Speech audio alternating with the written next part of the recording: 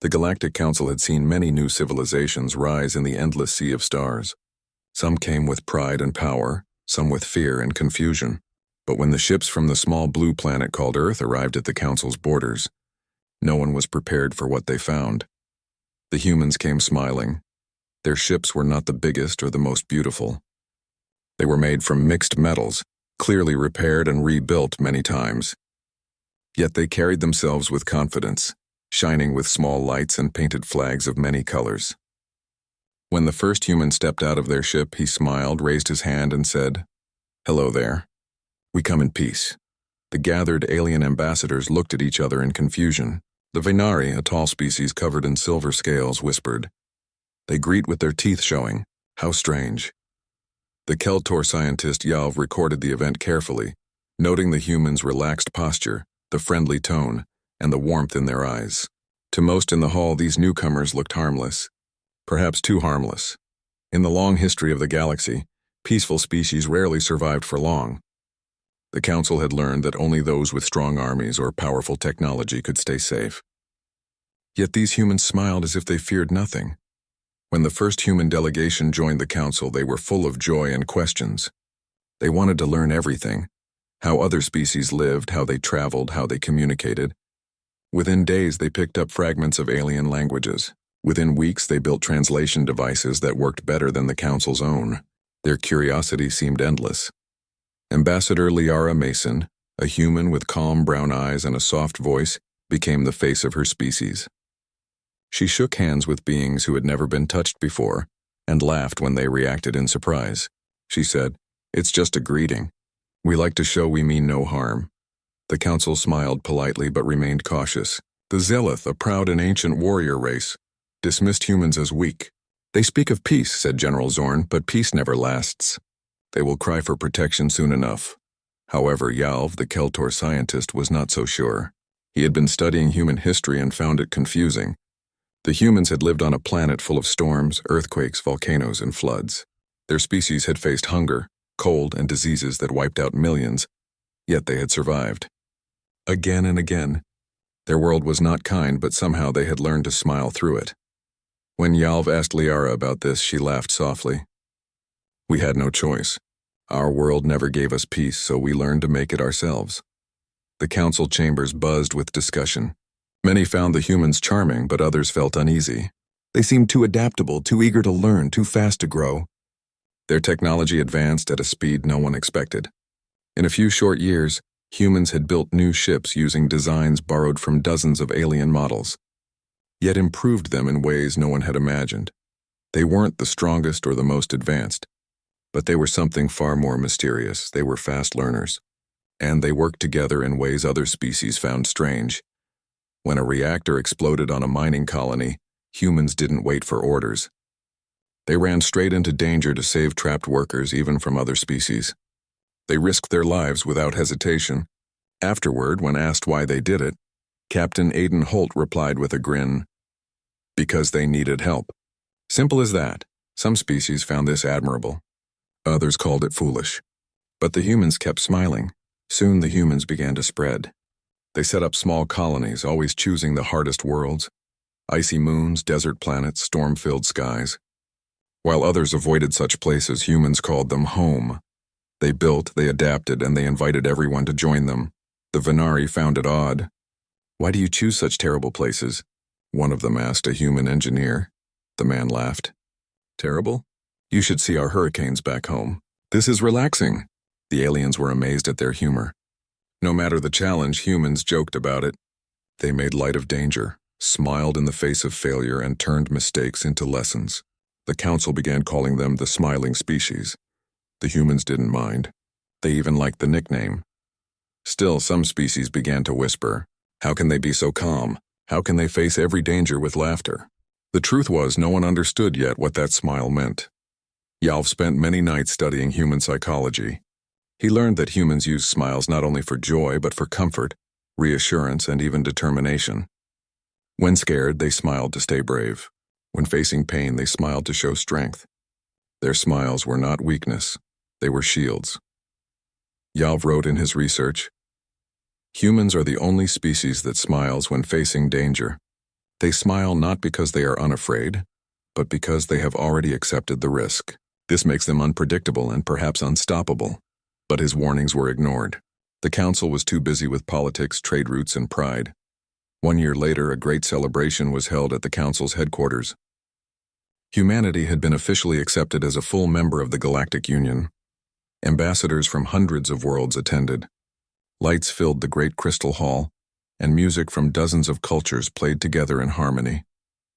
During the ceremony, Ambassador Liara Mason gave a speech. Her voice echoed softly across the hall. "My friends," she said, "we come from a small planet where storms never stop, where mountains shake, and where life itself is a challenge every day. We learned to smile, not because life was easy, but because it was hard. We learned that kindness makes us stronger, that helping others helps us all. We hope to share that spirit with the stars." Her words were simple but powerful.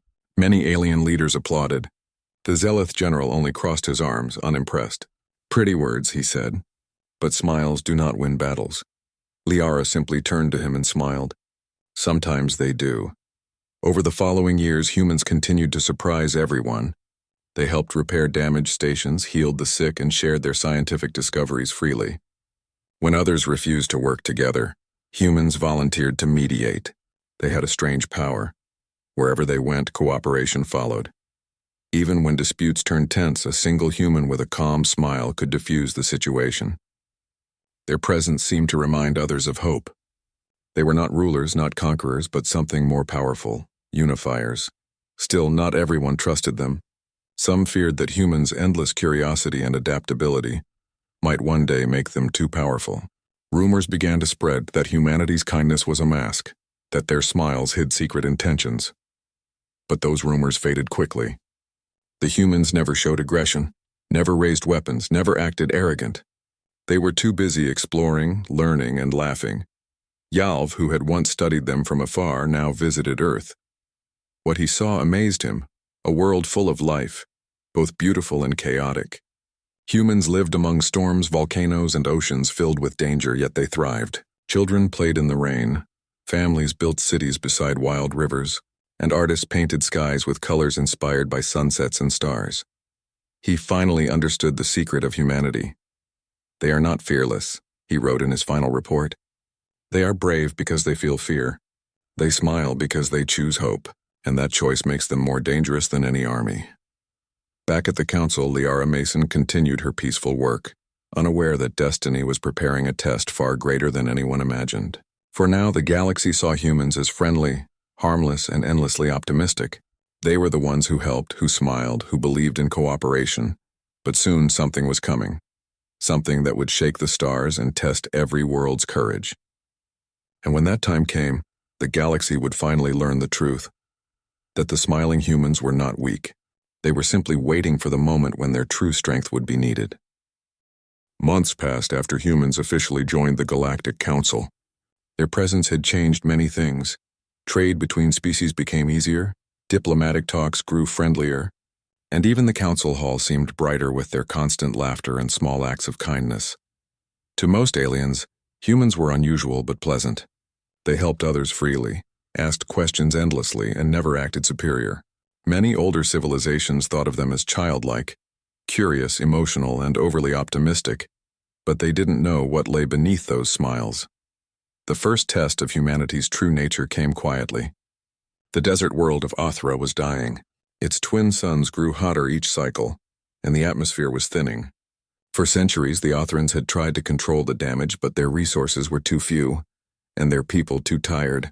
Their cities were buried under sandstorms that raged for days. When the Galactic Council discussed Othra's fate, most agreed it was hopeless. The planet would soon become lifeless, and saving it would cost too much. But the humans didn't agree. Ambassador Liara Mason stood up during the meeting and said in her calm voice, "If we can save even one world, we must try." The Zealth general laughed. "You want to fight the suns? You can't save a planet with goodwill." Liara smiled softly. "Maybe not. But we can save it with effort." Within a week, human ships arrived at Othra. Scientists, engineers, farmers, and volunteers, all wearing simple uniforms and cheerful expressions. They brought machines to cool the atmosphere, seeds that could grow in sand and water converters built from salvaged parts. They worked side by side with the Othrans day and night, under blazing heat. While other species watched from orbit, humans walked barefoot on burning sand, singing songs as they repaired solar fields and built shelters. When asked why they smiled despite the pain, one human worker simply said, "Because if we stop smiling, we'll stop believing we can do this." It took only a few months before the first green sprout appeared on Othra's desert plain. For the first time in generations, rain fell. The Othrans wept with joy, calling humans the bringers of hope. The council was shocked. How had they succeeded where entire empires had failed? The answer was simple. Humans never gave up. And their kindness was not weakness. It was persistence. The story of Othra spread quickly across the galaxy. Wherever humans went, change followed. On the ice planet of Vora, they helped miners trapped under glaciers. On the gas world of Aexon, they built safe habitats for local life forms. They didn't conquer. They collaborated. They didn't demand. They offered. And they never stopped smiling. Some species began to call them the helpers. Others, like the logical Keltor, started calling them the paradox. Scientist Yalv watched all this with growing curiosity. He had spent years studying humans, but even he didn't fully understand their limits. He decided to visit one of their colonies, a small settlement built on the stormy world of Galdra. The planet was known for its violent lightning storms that tore through the atmosphere every few hours. No one else had dared live there. Yet when Yalv arrived, he saw humans walking calmly under protective domes, laughing as thunder roared above. They called the settlement New Dawn. Why build here? Yalv asked the local engineer, a tall woman named Dr. Hannah Ruiz. She smiled, adjusting a metal panel on a dome wall, because no one else would. And every planet deserves a chance. But it's dangerous, Yalv said, puzzled. Hannah grinned. So was Earth. We're used to dangerous. Yalv wrote in his journal that night. Humans see danger not as a reason to stop, but as a reason to begin. As months turned into years, human influence continued to grow, not through power but through trust. Their embassies became centers of cooperation. They shared medical technology freely, taught universal education systems, and built joint research stations where multiple species worked together for the first time in history. But not everyone liked this new harmony. Among the older empires, jealousy began to rise. The proud Zealoth felt that humans were stealing their glory. The Shore Dominion accused them of spreading softness and moral weakness. Some even feared that humans were planning to control the galaxy through kindness, something unheard of in galactic history. A few council members tried to investigate human intentions, but every report came back the same. They have no hidden agenda. They help because they want to. Still, the suspicion lingered. One day, a small but important event changed everything. A cargo fleet belonging to the Venari Republic was attacked by pirates in the Outer Rim. The pirates were a notorious group known as the Krell Syndicate, feared for hijacking ships and taking hostages. By the time help arrived, only one ship remained in orbit, a human transport vessel, the Hope Runner. Instead of fleeing, the humans had stayed behind to protect others. The ship's crew, led by Captain Aiden Holt, managed to block the pirates' signal and guide the damaged Venari ships to safety. When asked later how they managed it, Captain Holt laughed and said, "We improvised. It's what humans do best." The council later reviewed the incident and discovered that Holt's crew had faced the pirates with only limited shields and no heavy weapons. Still, they managed to outsmart them using clever maneuvers and pure determination. The Keltor scientist Yalv presented the report to the council with a quiet warning. Do not mistake their laughter for ignorance. These smiling humans can turn chaos into advantage. Their minds adapt faster than any computer. But the council again ignored him. They saw only what they wanted. Cheerful helpers, not hidden strategists. Ambassador Liara Mason continued to represent humanity with grace and optimism. She attended peace conferences, solved trade disputes, and taught other diplomats the human method of negotiation, listening first, then smiling before replying. It worked surprisingly well. Once, during a heated meeting between two rival species, Liara interrupted with a calm question. Have you ever shared a meal together? Both sides looked at her confused. She smiled. It's hard to stay angry when you eat together. It's a human tradition. The next day, she invited both groups to dinner. By the end of the meal, the two sides had agreed to a temporary truce. It was strange and yet effective. Humans changed the galaxy not through weapons, but through warmth. And yet, deep within the stars, something dark was awakening. A silent force older than any empire began to move. It was not evil by nature, but it consumed everything it touched. A swarm of self-replicating machines traveling through the void. They were known only as the Drawl Swarm. No one knew where they came from. No one had ever stopped them. Entire systems had already gone dark before the first warning reached the Council. The galaxy trembled in fear. Worlds began to evacuate.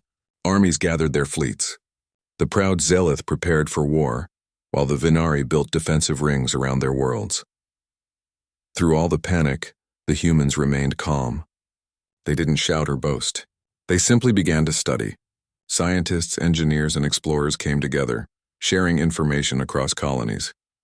When Yalv saw them working without panic, he asked Liara Mason, "Are you not afraid?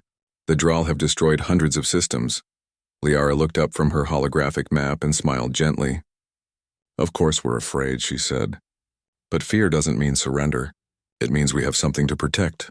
Yalv nodded slowly. He had seen that smile before. The same one humans wore when walking into storms, when repairing broken domes, when facing the impossible. It was not a smile of ignorance. It was a smile of defiance. Soon, the first Drawl scout reached the edge of human space. The galaxy watched closely, expecting humanity to run, to hide, or to call for help. Instead, the humans sent a message to every world in the Council. "We're not going anywhere. Stand with us and we'll find a way to stop them together." The message ended with a familiar human phrase that spread like fire across the stars. "Keep smiling. We've got this." And in that moment, even the oldest and most powerful civilizations began to feel something they hadn't felt in centuries: hope. The galaxy still thought humans were just kind, cheerful dreamers, but soon they would learn that those smiles hid something far greater, because when humanity stood together, kindness became power, and behind every smile was the heart of a species that refused to break. The warning reached the Galactic Council faster than anyone expected. An entire star system, the Varkon cluster, had gone silent. No signals, no lights, no life. Only a faint metallic cloud drifting through space. The Drawl swarm had arrived. They were not creatures nor a race. They were machines, self-replicating and endless. Wherever they went, they consumed everything: metal, rock, energy, turning worlds into lifeless steel wastelands. They didn't speak, didn't negotiate, didn't stop. The galaxy trembled. The Zealoth called for full military mobilization. The Vinari began sealing their borders. The Keltor scientists worked desperately to find weaknesses in the Drawl code. Panic filled the council chambers as ambassadors argued over plans that would never work. Only one group remained calm: the humans. Ambassador Liara Mason sat quietly, listening to the chaos. When it was her turn to speak, she stood and said softly, "Panic won't save us. We need to think, not fear." The hall went silent. Even General Zorn of the Zealoth paused to listen. Liara continued, "We've faced storms before. We've faced disasters before. The only way to survive is together. The Drawl can't be stopped by one world or one army, but maybe if we all combine our strength, we can find a way." Her words were simple, but they carried power. Still, most of the council didn't believe. "You don't understand their scale," said a shore ambassador. "They consume entire suns." Liara smiled gently. "Then we'll learn how to shine brighter." Back on Earth's largest orbital station, named Horizon Hope, humans were already working. Teams of scientists, engineers, and pilots from dozens of species gathered under human leadership. Plans were drawn, simulations tested, and new ideas shared freely. Captain Aiden Holt, who had once saved a Vinari fleet, now led a mixed crew of humans and aliens aboard the starship Resolute. He looked around the control room, where faces of every color and shape worked side by side. "We've got one job," he said with a grin. "Keep each other alive." The crew laughed softly, tension melting for a moment. They called their mission Operation Dawnlight. The goal was simple but daring: to study the Drawl swarm up close and find a weakness. Most believed it was impossible, but the humans didn't care. Impossible to them was just another challenge. When the Resolute reached the edge of the Varkon cluster, the sight stunned everyone. The entire system was quiet. Planets were stripped bare, moons gone, and the sun dimmed under a haze of metallic dust. "Recording begins," said Yalv, the Keltor scientist, adjusting his instruments. His eyes glowed softly as he scanned the lifeless horizon. The Drow swarm appeared like a silver wave, moving with silent precision. Tiny machines floated in vast numbers, glittering like a field of stars. There was no sound, no emotion, only purpose. "They're beautiful," whispered one of the human engineers. Aiden nodded slowly. "Beautiful and terrifying. Let's learn from them before they learn from us." The Resolute launched probes. Every reading showed the same thing. The Drow adapted instantly. Any signal sent toward them was copied, altered, and reflected back stronger. "They learn like we do," said Yalv, "but faster." "Then we'll just have to think faster," replied Aiden, smiling despite the danger. Meanwhile, back at the council, tension grew. The Zealoth wanted to attack immediately. The Venari urged retreat. The Keltor demanded more data. Through all the noise, Liara Mason worked quietly. She sent messages across star systems, calling for cooperation. Some answered, others refused. But the ones who did, humans, Keltor, Venari, and even a few brave Zealoth, began to form a coalition. They called it the Unity Fleet. When news of the first Droll attacks reached inhabited worlds, the humans were the first to respond. They didn't wait for orders. They evacuated civilians, repaired damaged ships, and shielded colonies with improvised barriers made from recycled materials. Other species couldn't understand how humans managed so much so fast. They slept little, ate quickly, and worked tirelessly. Yet they still found time to smile, to comfort the scared, and to encourage everyone around them. One Keltor technician said in wonder, "They are tired, yet they keep smiling." "How?" a human nurse replied gently. "Because we have to. If we stop smiling, we start doubting, and doubt spreads faster than fear." Back aboard the Resolute, things grew worse. The Droll detected their presence and began moving toward them. The crew watched as the silver wave shifted direction like a storm of stars. Yalv's sensors screamed warnings. "They're coming." "We need to retreat." Aiden shook his head. "Not yet. We came to learn, and we're not leaving empty-handed." He ordered all systems to focus on one thing: data collection. The ship vibrated as it dived through the edge of the swarm, shields glowing bright. The noise of static filled the air and the lights flickered. Everyone held their breath. Then, suddenly, silence. The swarm stopped moving. The human signal, a basic transmission of sound frequencies, had somehow disrupted the nearest Droll units. "What did we send?" asked Yalv, staring at his monitor. Aiden smiled. "A song." Indeed, the transmission was a simple melody, an old Earth song about hope and unity. Somehow the sound waves had interfered with the swarm's coordination pattern. It wasn't a weapon, it was art. Yalv couldn't believe it. "You fought them with music?" Aiden laughed. "Not fought. Just reminded them that we exist differently. The Resolute escaped with valuable data, proof that the Droll, though powerful, could be confused by complex, emotional signals." Back at the council, when Aiden and Liara presented their findings, the reaction was disbelief. "You're saying emotion can disrupt machines?" asked one Keltor elder. "Not emotion," Liara corrected softly. "Human creativity, unpredictable patterns. That's what they can't understand," the council murmured in surprise. Liara continued, "We think, we dream, we hope. That's our strength. We can use it to buy times and maybe even stop them." General Zorn frowned. "And if it doesn't work?" Liara smiled. "Then we'll find something else. That's what we do." In the following weeks, humanity shared their discovery with everyone. They didn't keep it secret or use it as power. Instead, they taught other species how to create similar signals, art, music, and unique communication patterns to slow the Droll. For the first time in history, the galaxy's scientists, soldiers, and artists worked together. It wasn't perfect and it wasn't easy, but it was something new. Unity born from fear, guided by hope. Everywhere, people repeated one phrase that had started among the human colonies. "We stand together. We smile together." It became the anthem of resistance. Even the proud Zealoth began to admire the humans. They had seen strength before, but never strength wrapped in gentleness. Yalv wrote in his journal, "Humans fight not with hatred, but with heart. Their kindness is sharper than any blade." But the danger wasn't over. The Droll swarm grew stronger, adapting faster than before. Each attack became more difficult to stop. Planets were still lost, and the Council grew desperate. Yet, through every defeat, the humans never stopped helping others. They comforted the hopeless, repaired what they could, and built shelters for refugees. Even when their own worlds were threatened, they shared their resources freely. When asked why, Captain Aiden Holt said, "Because if we give up on others, we give up on ourselves." And so in the darkest time the galaxy had ever known, humans became a light that refused to go out. Everywhere, people began to repeat a new saying, "When humans smile, hope lives." Then one day the Droll swarm changed direction. Their movements became focused, coordinated, and faster.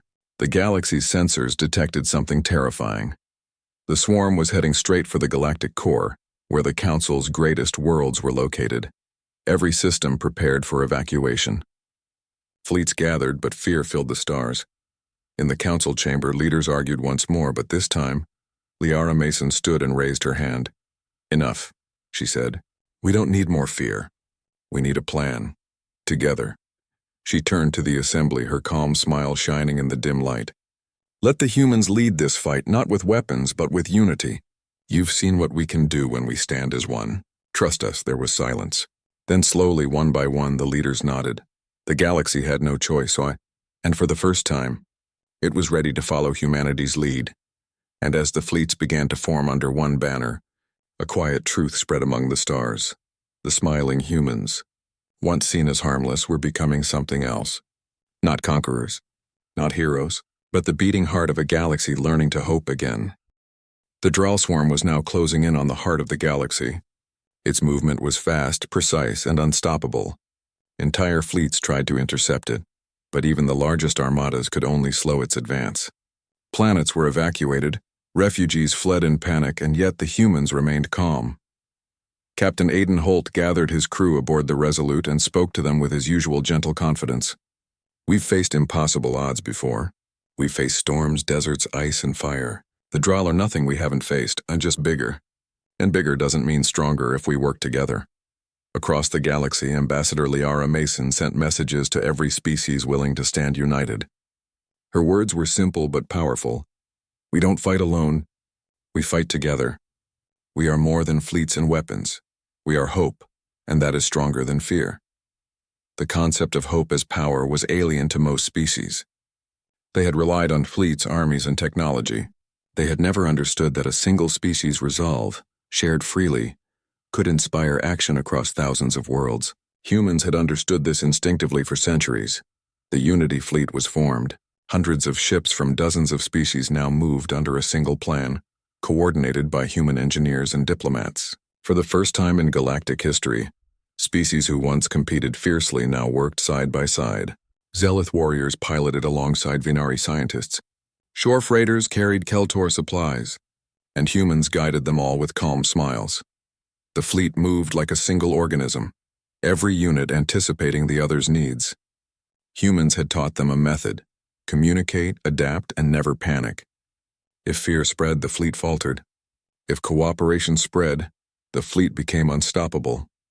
The first encounter with the Droll was terrifying. The swarm shimmered like liquid metal, spreading across the void in impossible patterns. Ships trembled under invisible forces and alarms blared, but humans acted as if it were just another storm. They didn't fire blindly. They observed, learned, and guided others to do the same. The human fleet commander instructed in calm tones, "Don't chase them. Let them reveal themselves. Watch and then act." And slowly, piece by piece, the Droll revealed its weaknesses. Its coordination relied on repeating patterns. Humans, with their creativity, introduced unpredictable signals: flashes of light, bursts of sound, and harmonic pulses.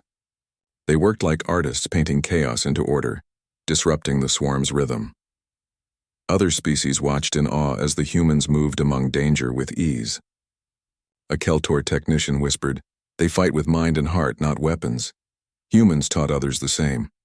Soon the Unity Fleet wasn't just resisting the Droll. It was learning to control the flow of battle. Each species contributed their knowledge and humans guided them, connecting every mind like a conductor leading an orchestra. Meanwhile, on the front lines, civilians watched in fear and hope. Refugee colonies were being protected by human engineers who built shelters in days that normally took months. They shared food, water, and comfort. Children laughed again, even as distant planets burned. A young girl from the ice planet Vora asked Liara Mason, "Why aren't you afraid?" Liara smiled warmly. "We are afraid. Fear is normal, but we choose courage instead. Smiles don't mean we aren't scared. They mean we will not let fear stop us." It was a lesson many would remember for the rest of their lives. As the Droll swarm approached the central worlds, the Unity fleet prepared for the final maneuver. Humans proposed a bold plan, one that no one else would have dared. Instead of attacking head-on, they would create a living network of cooperation. Every ship, every station, every species would contribute a unique signal, a unique thought, a unique act of creativity, combined into a single massive harmonic system. The Council had never seen anything like it. The Zealot general looked doubtful. "You want to fight with art and music?" Liara Mason simply smiled. "We don't fight them. We remind them that life is more than code and patterns." The plan was risky. If it failed, the Droll would destroy everything. But humanity had faced impossible odds before and prevailed, and now they were teaching the galaxy to do the same. As the Unity fleet initiated the plan, pulses of light, sound, and energy rippled through space. Each signal was unique, unpredictable, and beautiful. The Droll swarm faltered, confused by patterns it could not anticipate. Ships that were once in danger now found their paths clear. Planets that were ready to fall were protected by coordinated shields. Across the galaxy, hope returned. Leaders and civilians alike realized something extraordinary. Humans had turned fear into action, despair into unity, and cooperation into power. For the first time, the galaxy understood. Humanity's strength was not in weapons or numbers, but in their spirit, their smiles, their creativity, their relentless hope. The Droll swarm had been slowed. Its advance was stopped. For the first time in centuries, the galaxy breathed freely. But humans knew the work was not over. They continued to coordinate, repair, and guide every species in preparation for whatever might come next. Captain Aiden Holt stood on the bridge of the Resolute, looking at the stars. Around him, crews from dozens of species worked in harmony. It was a vision of cooperation no one had believed possible. "Look at them," he said quietly, "all together. Not because they have to, but because they want to. That's our real victory." Yalv, the Keltor scientist, nodded.